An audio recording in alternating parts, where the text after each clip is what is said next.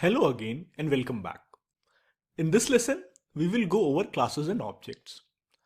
Classes and objects are at the heart of object-oriented programming. Let's try to understand what are objects.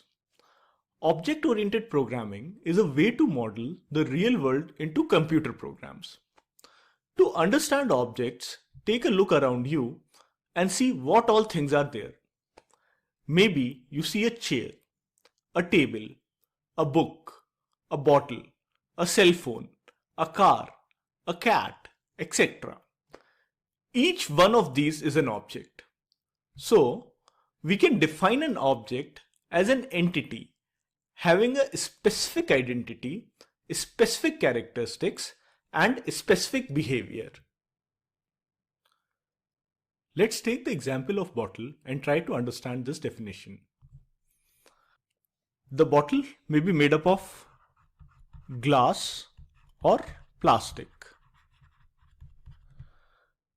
The bottle may be filled or empty. The bottle will have some color. So these are some of the characteristics of the bottle. Now let's see how we can use the bottle. So I can fill the bottle with water or juice, or for that matter any other liquid. I can also drink from the bottle. I can open and close the cap of the bottle. So these are some of the behaviors of the bottle. The bottle belongs to someone. It may be your bottle, or your friend's bottle, or your parents' bottle. This gives the bottle an identity. This identity helps to identify the bottle even if the characteristics of two bottles are same. When you represent an object in your program, variables are used to represent the characteristics of the object, and functions are used to represent the behavior. The state of the object is represented through the value of its characteristics.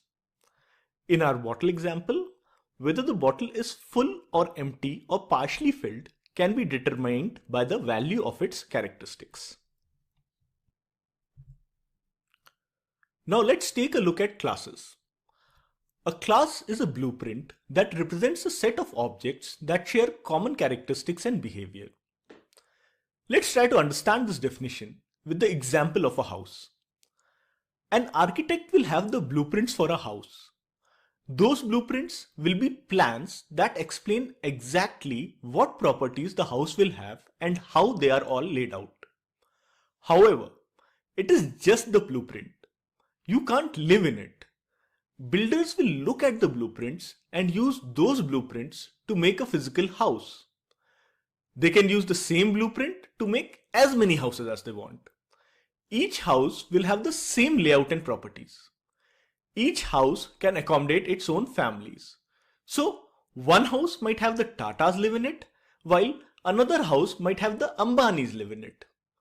The blueprint is the class, the house is the object, the people living in the house are data stored in the object's properties. Let's take a real-world example to understand classes and objects better. Let's say I want to develop a dog adoption website.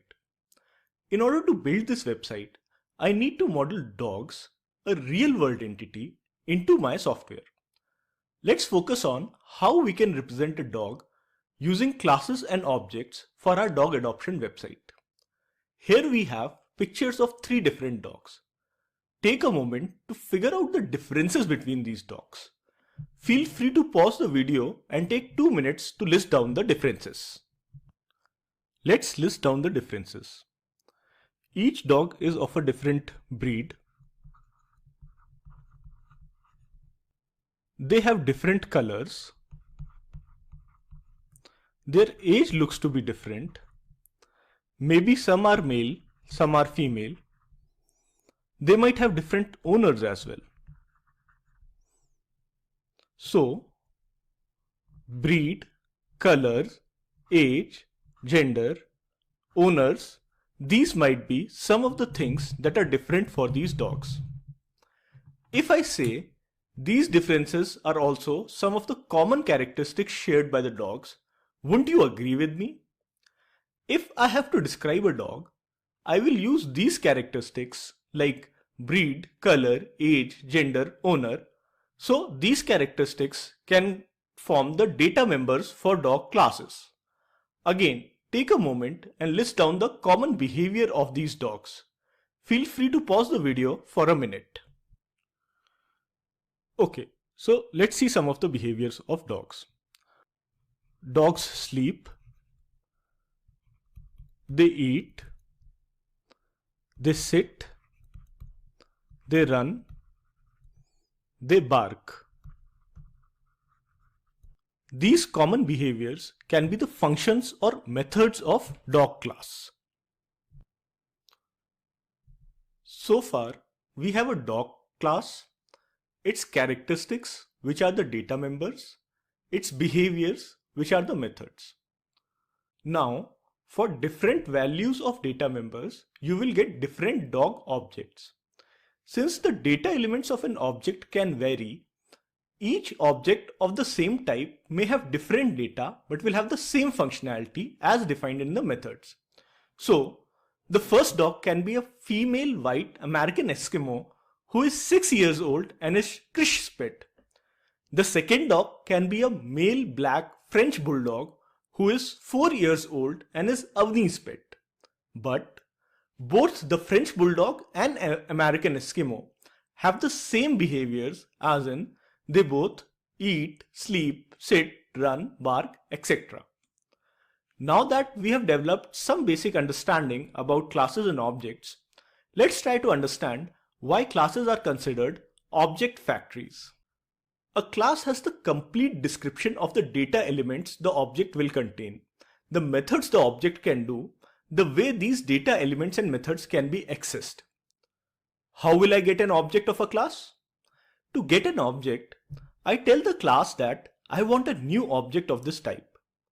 Given the values of the characteristics, a class knows how to create an object of itself.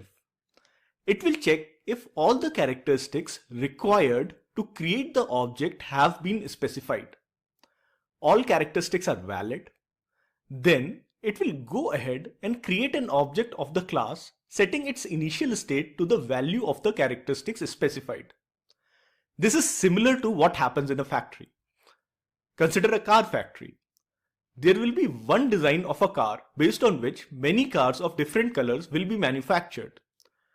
If you compare this with our previous example, based on one dog class, many dogs of different breed, color, gender, etc. can be created as objects.